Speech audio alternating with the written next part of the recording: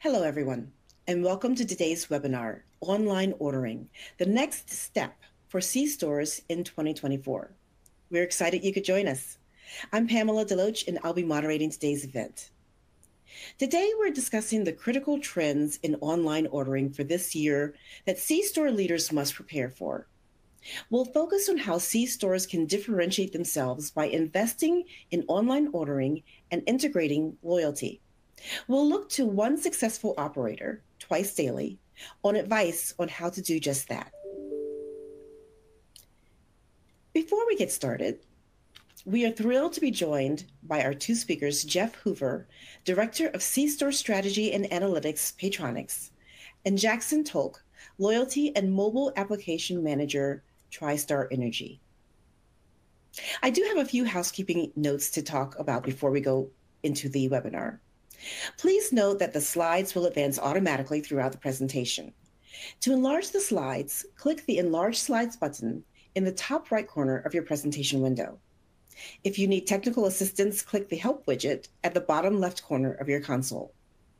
We encourage you to submit questions anytime throughout the presentation using the Q&A widget at the bottom of your console.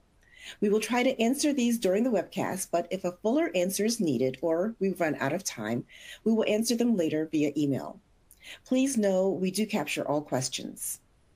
Now, to kick off, I'd like to ask each of our speakers to briefly introduce themselves and their work. Jeff, would you start? Sure. Thanks. My name's Jeff Hoover. I'm the Director of Strategy and Analytics here at Paytronix. I've been here about 6 years and work with some of our larger C-store clients on helping them use loyalty to better engage with customers and promote their products and really stay on the up and coming in the digital space. Prior to that, I was a client for a brief time at a large retailer in the Midwest, and I've spent sort of time on both sides of the desk, if you will. Great. Jackson? Great. I'm Jackson Tolk, the Loyalty and Mobile Application Manager here at TriStar Energy. I should differentiate. TriStar Energy is the company that manages a couple of different C-stores. We're going to talk about Twice Daily in particular today, as well as White Bison, which falls underneath the Twice Daily umbrella. And I've been here for about a year and a half. Really enjoyed learning a lot about the C-store industry and continuing to grow, and as well as working with Jeff and the good people at Paytronix who make my job easier. So looking forward to today. Great. Thank you both for that. Now let's get into it. What are the main trends affecting the C-store industry this year? I can start. The first one that comes to mind is the word that goes with the C-store industry, convenience. Convenience maintains its position as something that is, top of mind for guests. Something that when you think of a convenience store, you go in to grab your essentials. And not only that, but in today's industry, looking for ways to save on those everyday essentials. We've seen retail prices increasing and rising with inflation. For us, people, and for me in particular, we've seen people being drawn towards loyalty programs as a way to provide that value, to be able to have savings on daily essentials, things that help people get through the day. And in particular at Twice Daily and White Bison, we've seen that through coffee, specialty drinks, bakery, and fountain beverages. And so really just to focus on how convenience and loyalty are married together. Yeah, I think I'd add to that. I think, we're absolutely seeing what Jackson stated there in terms of, new ways to deliver convenience. I think some of the major trends that are affecting that out there are, less dependence on fuel. You used to have this customer that was at the pump more regularly and, is low-hanging fruit to attract them into the store. And, now you have to create other value in store to help, drive those customers in. So, again, the challenge is sort of that less dependence on fuel and less ability to use fuel as a traffic driver. I also think, seeking value in a time where inflation still is pretty rampant, budgets are getting tighter, less frivolous spending with customers. they're really out there seeking value. And we always saw them seeking value at the pump. But now we're starting to see more value in store. If you're going to win that occasion in store for a CPG item or one of your proprietary food items, it's important to provide good value. And what we've seen is loyalty be able to bring that value in a more personalized manner. So those are some of the trends, I guess, we're seeing out there. They're affecting, how we're seeing C-stores approach the loyalty space. Right. That's very intriguing, that connection between value and loyalty. So thanks for that. What other trends do you see? Well, I think I mentioned, sort of the less dependence on fuel, and that's not so much driven by, e-vehicles all over the place. It's, we saw during COVID, and we've seen that trend continue where people are not having to drive work as much, maybe, working from home a couple of days or exclusively. Just less people and less, again, dependence on that fuel. And, that creates, again, that reason to bring in more value, and, they're not stopping every week. I think for Twice Daily and others, they've really focused on the proprietary food service items and really differentiating them versus other convenience stores and really other QSRs out there with that food service offering that really, looks at a different competitive set and brings customers in from that market. I think from my end as well, another trend that comes to mind is just the continuing innovation we've seen in the tobacco industry. There are so many alternative types of tobacco options these days, and it drives consumers in different ways. Through loyalty programs, of course, you have more savings. You're also able to provide targeted savings to guests based on their purchase activity of those different kinds of products through our age verification processes. And I think in general, we'll always see consumers' needs change, whether it's in tobacco, in food, in things that are popular among consumers. So just being nimble, being ready to adapt and change and meet those needs in the best way possible. Mm-hmm. Yeah, I think it's really helpful to be able to pinpoint those top industry trends. And thinking about their impact, what would you say are the one or two top industry challenges as a result of those trends?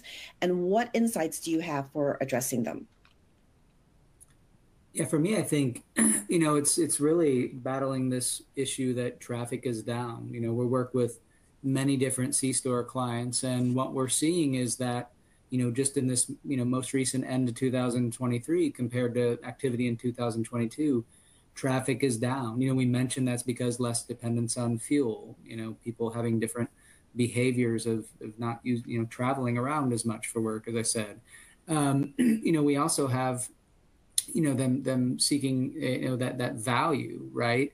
That is a big, and with this period of inflation that we're still in, again, budgets are tighter. I said it before, but that traffic being down for reasons related to less driving, consumers being more tight with budgets and more seeking value where they might not already be at the gas station pumping gas. So you have to pull them in with different ways, I think is really setting the table as, the challenges and the trends we're seeing that the C-stores that win are going to have to adjust to. Yeah, I think along those lines with tightening budgets, tightening of people's wallets, I just think about my time in the industry so far. This past year, I was talking with our price book manager. We saw something like 20 retail increases on cigarettes. I've continually seen some retail price changes on grab and go chips. And so, even the essentials, the simple snacks that people enjoy are getting more and more expensive. There comes a point when, people are really looking, where am I going to get that value? So for me as the loyalty and app manager, definitely looking for ways to create value for guests through loyalty, through online ordering, making it worth their while to spend their dollars with us and make their dollars go as far as they can. Right, right. I'd like to talk more about that loyalty. So when you consider the state of loyalty programs at C-stores, do most convenience stores use loyalty programs effectively to differentiate themselves? I think that's a great question. I think that's obviously the goal of every C-store brand and every chain is to really differentiate themselves. I think the ones that do it well are seeing success, to help build those lasting relationships with their guests. The key question, though, is how do you differentiate? I think for us, every C-store, of course, has the essentials, whether it's those retail snacks, fountain beverages, bottled beverages, tobacco. For us, one of the big differentiators this past year, as Jeff has mentioned, has been really ramping up our food offering, our food service. In particular for us, that's been made to order. There's some advertisements in the back, I guess, some examples of how we've done that. But, made to order food has been something we've seen a lot of growth with. Helping consumers, that's been a general trend in the industry as well, is just consumers seeing that you can get quality food from your local convenience store, and something that's just as good, if not better, than other QSR offerings in the area. You don't have to stop at multiple places now to fill up. You can have a quality meal, enjoy your favorite snack, get gas if you need it, stock up on your essentials. And so for us, it's, facilitating that value, whether it's through BOGOs, different offers, even freebies, or even, driving value through sweepstakes is a different way. Although that might not affect as many people, there can only be so many winners. This could be a life-changing, something that's enticing for our guests. So that's one of my favorite aspects of the job. Yeah, I think the other things I would add is, differentiation used to be just about the value at the pump or the lowest price. And, we've seen in my market, I live in Ohio, and United Dairy Farmers is a client of ours, and they introduced a 6 cent every day. And then, shortly thereafter, Speedway, a competitor of theirs, came out and offered, the 7 cents every day. And it's sort of a race to the bottom, and you can only differentiate until, the competition reacts. And it's also a very margin insensitive part of the business. I mean, it's hard to discount even 6 or 7 cents per gallon of fuel.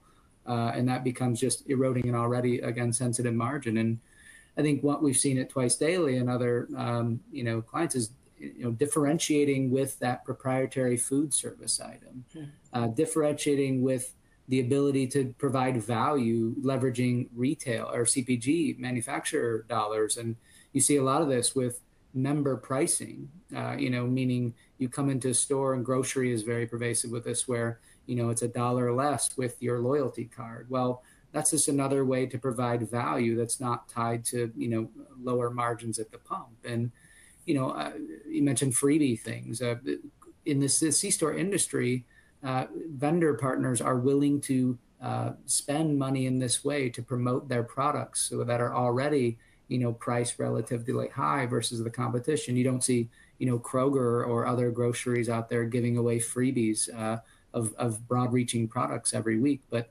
C-store, I think it's an audience where they can use that to attract enough customers in, and then we can talk to them differently once they engage with an aggressive promotion like that. But that's where we can really differentiate and really leverage the vendor dollars to help us do that. And it's not coming out of the bottom line of the retailer. And, the vendor or the CPG partner rather gets, great data back on their performance. We're able to, talk to those customers after they redeem a really aggressive offer, let's say, or something like that. So I think, there's less hesitancy out there on, engaging in these loyalty programs. And, it's a great way to acquire new customers in with value and differentiate, again, with those vendor dollars and other things like that. I love that insight on getting CPG companies to help deliver value to your customers through promotions and freebies. Let's shift now to talk about the connection between loyalty and online ordering. Jeff, you say that tying loyalty to online ordering will be the next step for the C-store industry. Why is that? Yeah, I think it's a natural next step. I think for Twice Daily, and lots of other C-store clients running loyalty, they're already providing that personalization through loyalty, and the ability to extend that into online ordering and provide that to customers, and the personalization opportunities that brings is a huge opportunity. It drives more engagement with the customer, more depth of information on them. And then that extension of that convenience and that personalization into the online ordering environment again. You've seen like Wendy's and McDonald's really use it to form a deeper relationship with their customers. They started up by just offering a lot of free items and heavy value in the app to drive acquisition. And then that naturally helped them get people to connect. Then they learned about their transaction history and naturally, evolved them into their rewards program. I think, for C-stores, it's not a huge mix of orders, but I think what we see in the trend is like getting retailers to test it now. It's an opportunity to sort of get ahead of an impending trend that whether it's 1 to 2 years or 5 to 10 years in some markets is going to be really critical, especially for those that have that proprietary food service business and other things that support online ordering. Okay, that's excellent information, especially that idea of getting ahead of the trend. Jackson, Twice Daily recently went through this process. Can you tell us about your experience? Yeah, I'd love to. I think first of all, working with Jeff and Paytronix has been great. They make it easy. One thing, although you can order without being a loyalty member, guests then miss out on earning points or savings on offers when they don't join. I think thus far, I don't think I've even seen any orders from guests who aren't loyalty members, specifically through our app. But so it is very, very heavily skewed towards our loyalty members who are placing those orders. But, I think kind of like Jeff had mentioned, there's a history that we're able to access as well. It benefits the guests as well, that order history. It's easier for them to place an order again. They get the prompt. If they get an order that's specific to them every day, they can just reorder that. As well as from our side, we're able to custom tailor offers, provide them with things that really are going to be meaningful and valuable for the guest. Additionally, when they earn those points, they're able to keep those points earning, put that towards free stuff through the app. And I think we've talked about those freebies. For us, that really has been a big differentiator. Based on our research in our regions, people really know our loyalty program for being a great provider of free offerings. And, hopefully with our best case scenario, that is bringing in more and more guests who are then trying new products, hopefully also purchasing other products while in store, and then, continuing to purchase those moving forward. But, I think in terms of some history for us, we've seen a lot of growth this past year with our online ordering. We always wanted online ordering to be a part of our experience and our app. When we first began working with Paytronix and switched to them, it was in spring 2022. At the time, our White Bison coffee concept, which is available in 22 to 24 of our Twice Daily stores, is where we saw the most opportunity and most orders being placed. It's driven by people who are ordering their daily coffee, their frappes, their smoothies, and tea, similar to a Starbucks or something like that. We also have a club that is offered through our app, and so guests are able to earn free beverages every 8th purchase. But, as we went through this past year in 2023 and launched our made-to-order food program, our sales numbers have just grown incrementally and really just skyrocketed. And it's been exciting to see that. Now, we still see our strong base of our White Bison users, but now we see that umbrella growing with all of our Twice Daily consumers coming in, purchasing fresh-to-made food. Wow, that's incredible. Can you tell me a little bit about what kind of growth did you see? Do you have any metrics, for example? Mm-hmm. Yeah, for sure. So kind of one of our key metrics that we've been very excited about, comparing January of 2023 to December of 2023, we saw an increase in sales dollars of 225%, which was really exciting. We've also seen a 14% lift in sales month over month, a 55% lift in orders month over month, and then 95% unique guest rate coming in. So I think when considering the industry insights as well, it's powerful. As an industry, we see an 18 to 30% increase in visits and spend attributable to loyalty programs. And so knowing that our loyalty guests are going to be spending more, and then making it convenient for them through mobile ordering, we're looking to see those numbers rise this year as well. That is indeed impressive numbers. So what does the future growth look like now?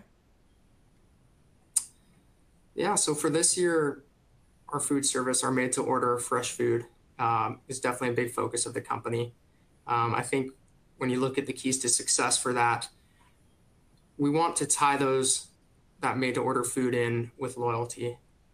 Right now, we're running a sweepstakes to entice usage of our made to order program. Specifically with our Italian sub, we're running a sweepstakes. The grand prize winner will win a trip to Italy. So again, kind of going back, providing those experiences to our guests that can be life-changing and that are worthwhile for guests to continue to try our subs and our food. Additionally, I think one way that we got our made-to-order food in people's mouth in the past year was through running a promotion with the Titans. And when the Titans scored with under 2 minutes left in either half, all Twice Daily Rewards members then received a free half sub. And so we just saw incredible redemption of that offer on days after the Titans were able to complete that game.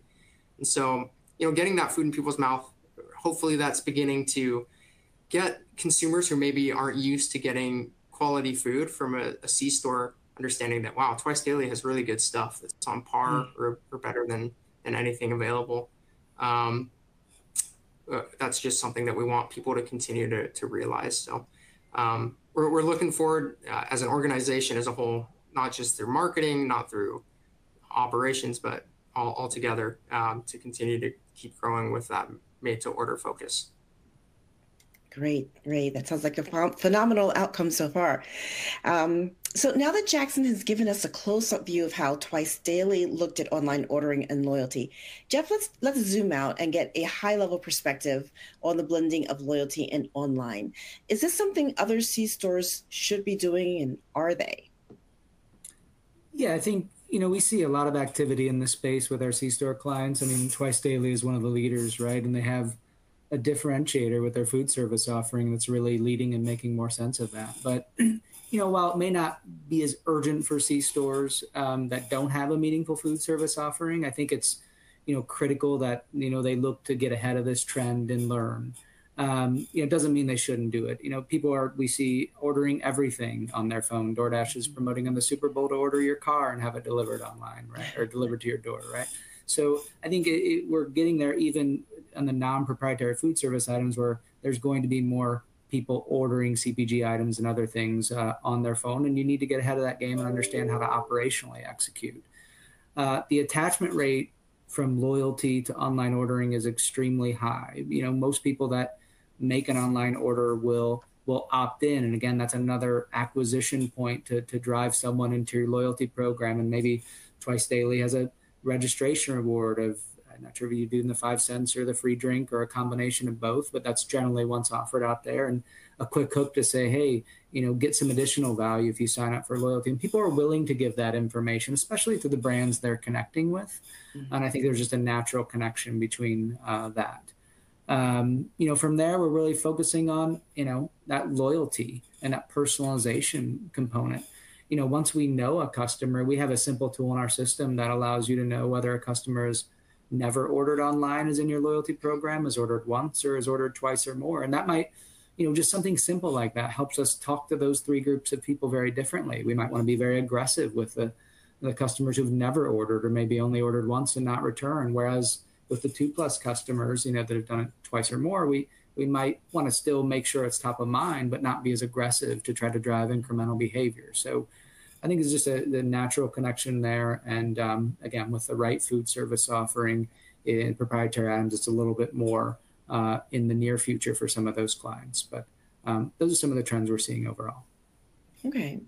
So if a C-store leader is looking to tie their loyalty to online ordering, what kinds of things should they be considering?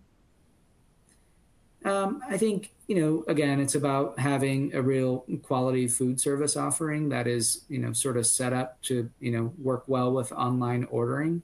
I don't know how compelling it is for a person at the pump to order a Coke and go online and having it sitting at the counter versus, grabbing it from the cooler and paying in a separate transaction right there. So, but I do think, in terms of those CPG items, and we talked about the value they can bring into loyalty, they could also bring that into online ordering. But also we see a lot of the growth, and it's changing by the day with third-party aggregators. And, while you might not be selling a Coke to the consumer at the pump, you may be selling it to or adding it on to a DoorDash order that the aggregator is doing because a person wanted a 20-ounce Coke.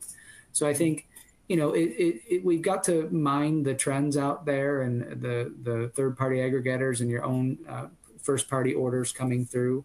It's not a huge proportion. You shouldn't focus too much on ROI, I don't think, today, except for those brands that are, pushing a ton of volume.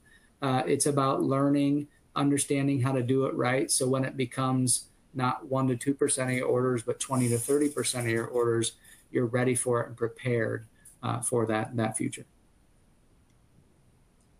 Yeah, and I think kind of going off of what Jeff said there, it's not an overnight switch. There's a lot going on in a C-store environment, right? And so I think as a company as well, it depends on where you are, and if you're fully committed to having that food service offer and that online order as an option. For us, we had quality grab and go food in the past. We still offer that.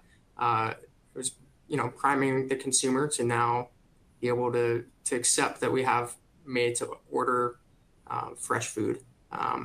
So it does take a commitment to make it work. Like Jeff said at the beginning, you need to be patient with operations. You need to be patient with the ROI that you're seeing. But once you get past that learning curve, you're starting to see some real results, and that's what we've begun to start seeing this past year, and really excited to keep following along in 2024. That's wonderful. Well, that's a great note to end on, and thank you both so much. Now, I'd like to shift to some questions from our audience. Let's jump right in. This one, Jackson, maybe for you. Do you need to change your loyalty program when you switch to an online ordering platform? That's a great question. I think as long as you are doing things with your loyalty program that are supportive of mobile ordering, so that they can play nice together and complement each other, you don't necessarily need to switch your loyalty program and the fundamental offerings of it.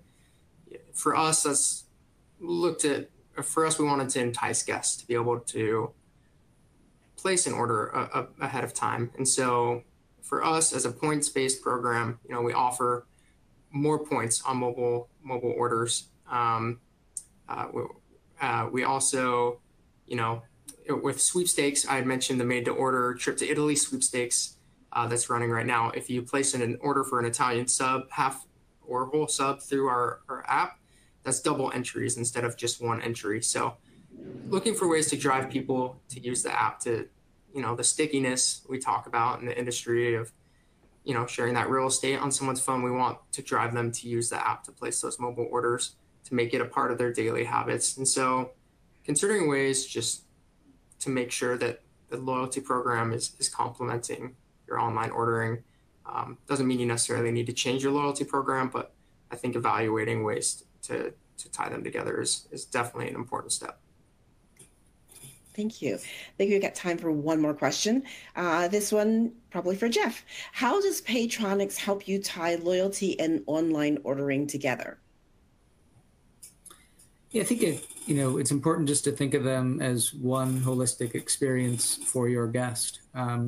Whether they're ordering a sub or entering their phone number or scanning the code in their app to identify themselves as a loyalty customer at the pump or any in-store transaction.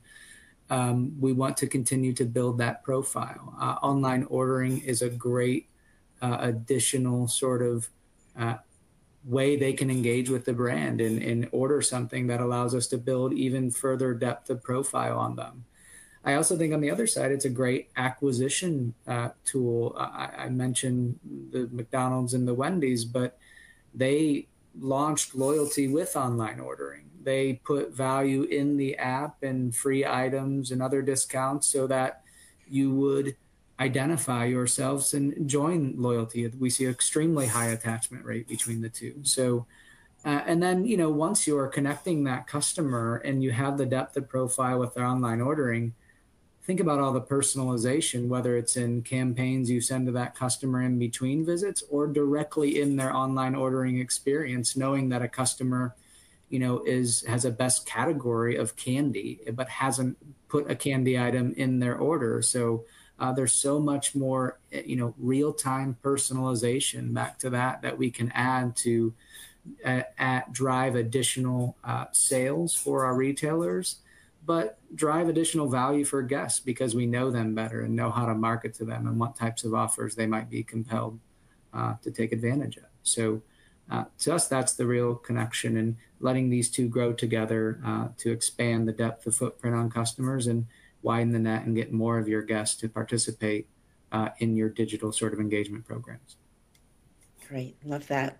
Well, we're going to wrap up here because we are at time. I'd like to thank our two speakers, Jeff and Jackson, for a great discussion. We appreciate you sharing your insights and expertise with us. I'd also like to thank our audience for joining us. We hope to see you again soon. Have a great day.